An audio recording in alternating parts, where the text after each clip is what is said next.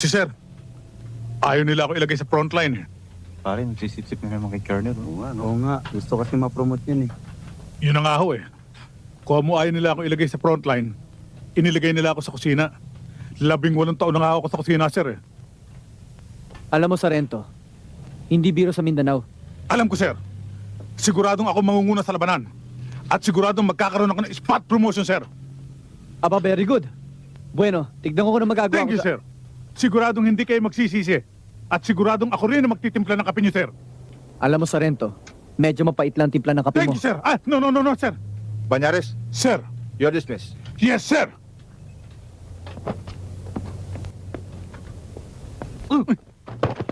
Aray ko. Yabang. Banyares! Ano ba? Ano ba pinagsasabi mo kanina? May pa-frontline ka pa? Ang yabang-yabang mo kanina. Oo nga. Pero nagsisip ka kay Colonel, ano? Oo.